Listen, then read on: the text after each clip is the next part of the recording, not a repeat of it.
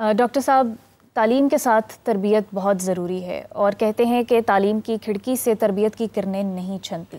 تربیت کا سورس ذریعہ کچھ اور ہے، ماحول ہوتا ہے، والدین ہوتے ہیں، اساتذہ ہوتے ہیں، بہت کچھ ہے. آج سے 30 سال پہلے جو اولاد ہوتی تھی وہ والدین کے آگے ایسا بھرم رکھتی تھی، ادب سے گفتگو کرتی تھی. آج ایسا کچھ نظر نہیں آتا. آج کی جنریشن تو 4 ہاتھ بڑھ کر آگے جواب دیتی ہے. دیکھیے، بسم اللہ الرحمن الرحیم. پہلے تو اس ترکیب کو ہمیں درست کرنے کی ضرورت ہے جو ہم کہتے ہیں تعلیم کے ساتھ تربیت. اصل یہ ہے کہ تربیت کے ساتھ تعلیم ہونی چاہیے. واہ، خوبصورت بات کی آپ. تربیت تو ایک لازمی چیز ہے نا. آپ انسان ہیں تو آپ کا لباس ہونا کہ نہیں ہونا، ننگے تو پھر نہیں سکتے. تو تربیت تو وہ چیز ہے کہ جو آپ کو انسان کے طور پہ ریکگنائز کرائے گی معاشرے میں. تعلیم تربیت پر پھر اضافہ ہے کہ آپ کتنا اوپر جانا چاہتے ہیں، آپ انٹلیکچولی کتنا گرو کرتے ہیں. ڈاکٹر صاحب کیا میں عرض کرنا چاہوں گا، جاپان میں گیا تو وہاں پہ پہلے 10 سال تعلیم نہیں ہے سر. میں اسی طرف آ رہا تھا، صرف تربیت ہے. ہاں، اسی تو طرف مجھے اتنا اچھا لگا ان کا یہ سسٹم. میں یورپ میں کتاب اور کاپی جو ہے وہ 10 سال کے بعد شروع ہوتی ہے بچوں. بالکل ایسی ہے. اور 5 6 تعلیمی سال وہ ایجوکیشنل ایئر میں وہ آپ کو پتہ ہے نصاب نہیں پڑھاتی. میں یورپ میں جب تھا تو میں نے وہاں کے لوگوں کو دیکھا. یونیورسٹی کالج بڑا میں شوقین ہوں جانے کا، تو وہاں گیا تو کیا ہوتا ہے وہاں پہ معاملہ ایسا ہوتا ہے کہ جی ایک جگہ میں کالج میں گیا تو اب میں حیران تھا کہ بچوں کے پاس نہ کتاب ہے نہ کچھ ٹیچر بھی آئی ہے، یہ کیا کریں گے. تھوڑی دیر بعد دیکھا اس دن ان کی پریکٹس تھی یہ دروازہ اگر نوک ہو جی اور گھر میں ماں باپ نہ ہو اچھا تو آپ نے دروازہ کیسے کھولنا ہے، کیا سوال جواب کرنے ہیں. دروازہ اب اگر مجھے اجازت ہو تو میں اٹھ کے دکھاؤں. دروازہ کھول کے آپ نے یوں کھڑے کیسے ہونا ہے، آپ نے یوں کھڑے ہونا ہے، کتنا گیپ دے کے اس کو اندر داخل کرنا ہے. مرد ہو تو آپ نے کیسے داخل کرنا ہے، عورت ہو تو آپ نے کیسے داخل کرنا ہے. آپ لڑکی ہیں تو آپ نے کیسے کتنا جھک کے پانی کا گلاس پیش کرنا ہے. آپ لڑکے ہیں تو آپ نے کتنا جھک کے پانی کا گلاس پیش کرنا ہے اور اس کو ویلکم کیسے کرنا ہے.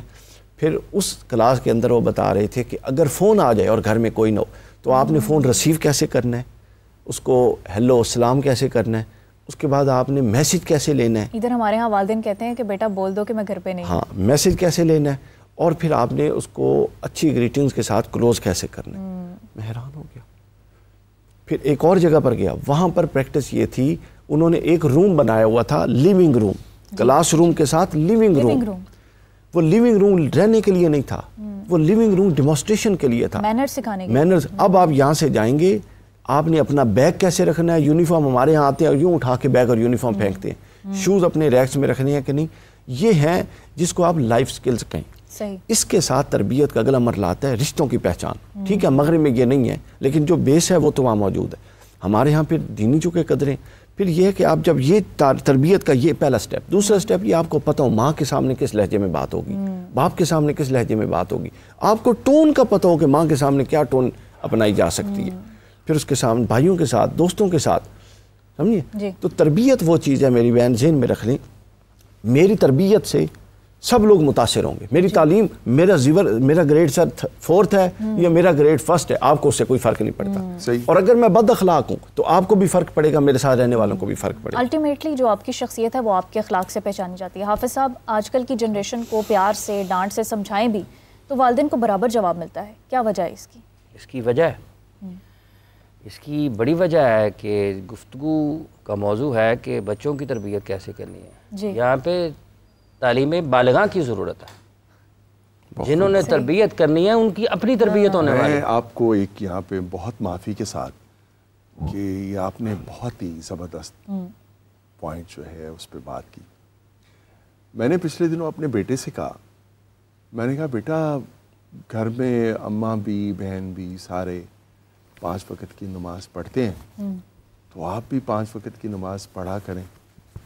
تو وہ مجھے کہتا ہے مسکرا کے کہتا ہے بالکل ابو جی، انشاءاللہ آپ کے حکم کی تعمیل ہوگی. میں بالکل 5 وقت کی نماز پڑھوں گا اور میں پہلے ذرا اپنی 5 وقت کی نماز کی عادت پکی کر لوں، پھر میں آپ سے بھی گزارش کروں گا یہی آپ بھی پڑھیں، آپ بھی پڑھا کریں. تو ہمارے ہاں مسئلہ یہ بڑے طریقے سے اس نے میری تربیت پیغام، آپ کا پیغام پہنچایا آپ تک. تو قرآن میں اللہ نے فرمایا کہ وَأْمُرْ أَهْلَكَ بِالصَّلَاةِ، تو ہمارے ہاں جو مسئلہ ہے ایک وہ یہ ہے کہ جنہوں نے تربیت کرنی ہے، ہم تو کہہ رہے ہیں نا کہ بچوں کی تربیت ٹھیک نہیں ہو رہی، تو تربیت کر کون رہا ہے بچوں کی؟ جی تو جن کی اپنی تربیت ہونے والی ہے، وہ جیسی تربیت ان کی ہوئی ہے وہ آگے وہ کر رہے ہیں۔ تو ہمارا بنیادی مسئلہ آج کے دور میں جب دنیا چاند پر اور کہیں اور زندگی کے آثار ڈھونڈنے کی کوششوں میں مصروف ہے، ہم اسی مسئلے میں الجھے ہوئے ہیں کہ تربیت کس نے کرنی ہے، کب کرنی ہے، کس کی کرنی ہے اور کیسے کرنی ہے۔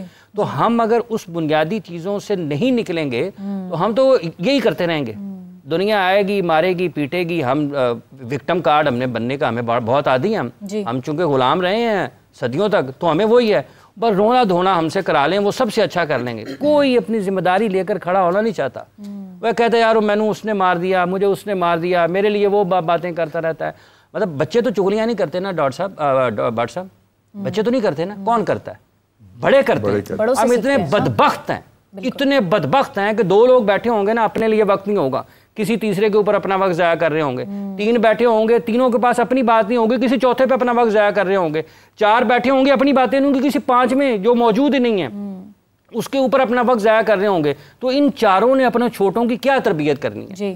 تو یہ پورے کا پورا نظام جو ہے نا ہمارا، جس طرح جو ہمارا طرز زندگی ہے وہ اتنا بدتر ہے۔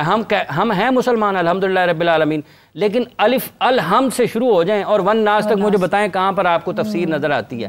جیسے ابھی آپ نے فرمایا بچہ گھر میں نہیں ہے، تو بچوں کی تربیت کے لیے تو آپ کے پاس بہت بہترین، آپ جیسی شاید یقینی طور پر کوئی دوسری دنیا میں کوئی ایسی کتاب نہیں ہے جو قرآن سے زیادہ اہم ہے۔ الحم سے شروع کر دیں، بچوں کو پڑھائیں گے تمام جہانوں کا مالک اللہ ہے، مالک یوم الدین، ایاک نعبد و ایاک نستعین اہدنا الصراط المستقیم۔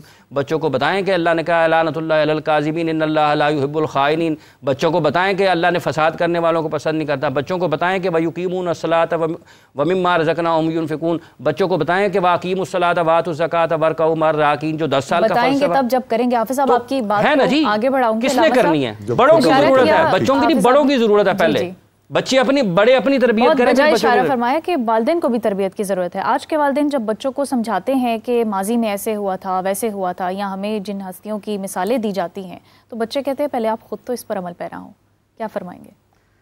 جی یہ تو بہت اچھا سوال ہے۔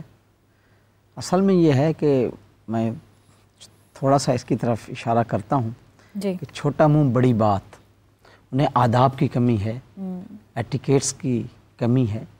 اصل میں دیکھیں، ہم نے جو مسلمانوں کے ہمارے معاشرہ میں جو سب سے بڑا المیہ ہے، جو سب سے بڑا المیہ ہم نے قرآن کو محدود کر دیا ہے۔ قرآن لا آف لائف ہے، قرآن قانون زندگی ہے، قرآن ضابطہ حیات ہے۔ اب دیکھیں قرآن جب ترجمے کے ساتھ نہیں پڑھیں گے، آپ نے بیٹی کی شادی کرنی ہے قرآن کے نیچے سے گزار لیں، کوئی فوت کی ہو گئی ہے جی قرآن پڑھ لیں۔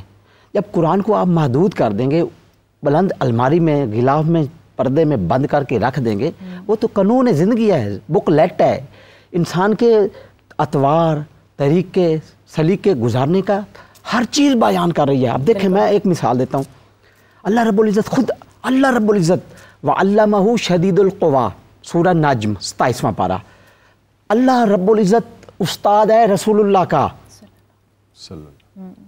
جو کیا ہے اسوہ حسنہ ہے ہمارے لیے، جن کی زندگی رول ماڈل ہے، ان کی تربیت خود خالق فرما رہا ہے۔ آپ قرآن ترجمے سے پڑھیں، آپ کو پتہ چلے۔ خذ العفو، اے محمد آپ کے لیے درگزر واجب ہے، خذ امر کا صیغہ ہے۔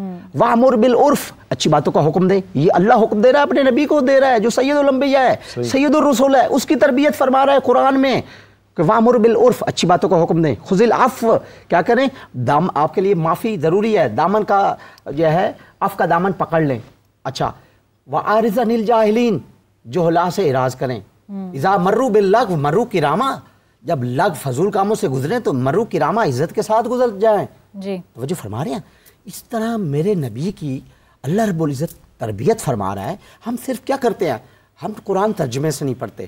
جب ہم قرآن ترجمے سے پڑھیں گے تو جیسے میرے مالک نے، میرے اللہ نے اپنے نبی کی تربیت کی ہے تو ہمیں بھی تربیت ملے گی، ہمیں بھی اس سے استفادہ ہوگا۔ ترجمے سے ہم پڑھیں لیکن اس کے بعد اس پہ عمل بھی کریں نا۔ صرف ترجمے سے پڑھ لینا تو کافی نہیں ہے، اصل بات تو یہ ہے عمل کی۔ عمل دیکھیں، ایک حدیث میرے ذہن میں آ رہی ہے، الناس اعداء بما جاہلوا، یہ حدیث ہے، لوگ اس چیز کے دشمن ہوتے ہیں جس سے جاہل ہوتے ہیں، جس چیز کا علم نہیں رکھتے نا، یعنی جہالت انسان کی سب سے بڑی دشمن ہے. جتنے بھی انسان نقصان اٹھاتا ہے وہ جہالت کی وجہ سے اٹھاتا ہے. دیکھیں سورہ رحمان ابھی قاری صاحب تلاوت کر رہے تھے, کیا ہے؟ بسم اللہ الرحمن الرحیم. الرحمن علم القرآن خالق الانسان علمہ البیان. خالق نے, یہ سورہ رحمان کیا عجیب موتی پر ہو رہی ہے. الرحمن, اللہ رحمان ہے, اس کی رحمت عام ہے, مبالغہ کا صیغہ ہے. علم القرآن, یہ آیت پہلے ہے, خالق الانسان بعد میں ہے. یہ ترتیب, علم القرآن پہلے ہے, اللہ نے قرآن کی تعلیم دی. علامہ کے اندر ہوا کی ضمیر ہے جو فاعل ہے, جو اللہ کی طرف پلٹ رہی ہے. علم القرآن, اللہ نے قرآن کی تعلیم دی. خلق الانسان, اللہ نے انسان کو خلق کیا. علمہ البیان, بیان کی تعلیم سے بھی آراستہ و پیراستہ اللہ نے فرمایا ہے. تو اللہ رب العزت تعلیم دیتا ہے. جیسے زیور علم جو ہے یہ کیا تقاضا کرتا ہے؟ عمل کا. جی بالکل. اگر علم ہوگا تو عمل کی طرف بھی انسان بڑھے گا. آج ہم اپنے ناظرین کو یہ بتاتے چلیں